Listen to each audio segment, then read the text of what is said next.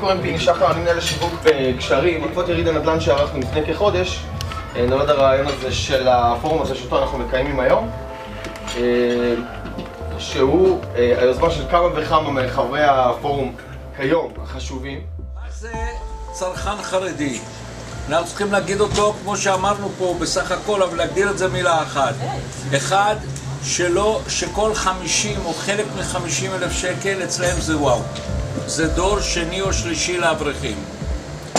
ויש להם עוד בראש את המושג הזה שצריכים לקנות דירה, כי אשתו עובדת היום, עוד מעט יהיו 6-7 ילדים, היא לא תוכל לעבוד. והוא החליט שהוא לומד. זאת אומרת, הוא צריך לקבל באמת דירה במחיר מיוחד, בתנאים מיוחדים.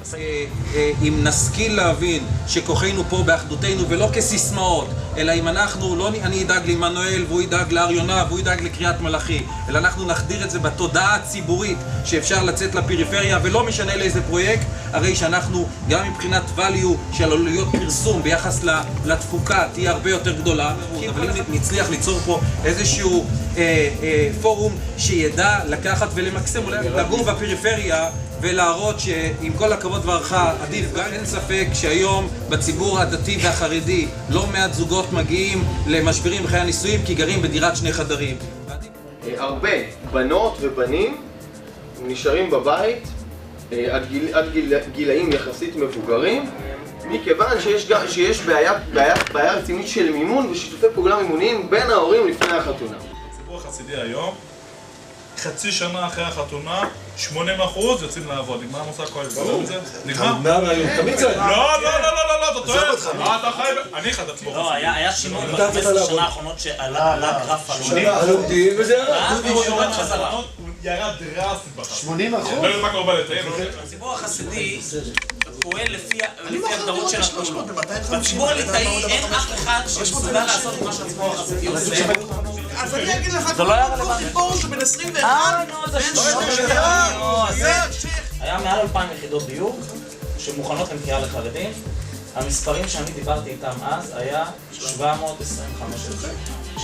מאיר פרוש אמר לי 725,000 שקל זה לא פתרון למצוקת דיור. רפאל בן חסי בא ואמר תקשיב, כמה יעלה בנייה? אמרתי לו תקשיב, אני מוכר את הדירה במקום ב-725 ב-625, אבל אתם צריכים להביא קבלן ב-325,000 שקל. אחריות הבנייה עליכם, לא עליי. כמה עולה לבנות דירה בחריש? לא אני, כמה עולה היום? עמותות, בכמה סוגרים? 550. לא פחות מ-500? על החרדים אפשר לעבוד עליהם בעיניים הכי הרבה. ועד הדיור יצא אז לשיווק באחיסמך. הכרזנו על 4 ימי שיווק. היה לנו רישום עם כסף של כמעט 4,000 איש. זה דבר שדי צפינו אותו מראש, לא היה לנו רבנים מאחורינו, לא היה לנו עסקנים מאחורינו, לא חברי כנסת ולא שום דבר. מה הייתה הבשורה? מה שדיבר שם זה היה המחיר, ושזה היה מקום אטרקטיבי במרכז. כשאנחנו מדברים איך מפנים את הדבר הזה, יש לנו ייחודיות מסוימת, אצלנו זה הולך קבוצתיות. קבוצה, זאת אומרת, אחד בודד, זה קשה מאוד, צריכים את הקבוצתיות. הציבור הליטאי עובר היום את התהליך שהציבור החסידי כבר עבר. למה? כי הציבור הליטאי היום, עדיין, אלה שנותנים כסף, כמה הם נותנים? אז נתן 450,000 שקל, הצד שני נתן 150, הבחור. 600,000 שקל. ומה עם דירה? אנחנו מחפשים ב-900, או באלעד או בקריית ספר, עד 900,000. מאיפה... אז הוא לוקח 300. איזה זוג יכול לשלם 3,000 שקל בחודש משכנתא? איך הוא מתחיל את החיים ככה? איך הוא יכול להתחיל ככה? טוב, והוא בכולל, יסתדרו את זה. יסתדרו? זאת אומרת, הם עוברים איזשהו תהליך, שהוא תהליך שאין ברירה. או, לא נכון, נגמר בציבור החסידי, זה נגמר, אני חי בציבור החסידי, נגמר המושג של קניית דירה. אחד הבעיות זה זוג לוקח מהר דירה, כי אם לא יהיה להורים מאיפה לתת.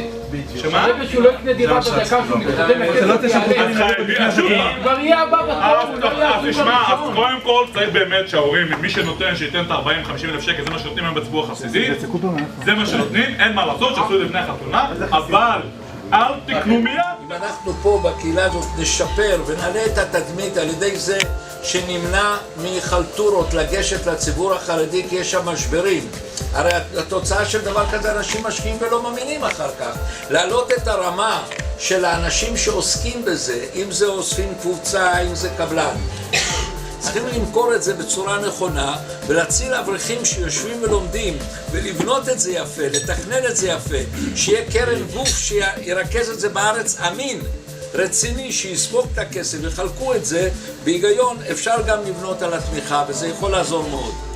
ואני כן חושב שאם מפה תצא קריאה והדבר הזה הולך ומתפתח והולך ושומעים אותו יותר, וכל האנשים שיושבים פה שזה אנשי עשייה, אומנם עם אינטרסים כלכליים, אבל לרובם פה יש גם אידאה באמת לדאוג לציבוריות. הרי לכולנו יש ילדים ולכולנו יש חברים שעומדים בפני הבעיה הזאת, ואם כולנו נצא פה גם עם קריאה, אבל לא קריאה חד פעמית, קריאה עם המשך, ואם אתה תשכיל להוביל פה לאיזה פול כלכלי גם, שמהפול הזה אני אומר נשקיע כספים ונפרסם את זה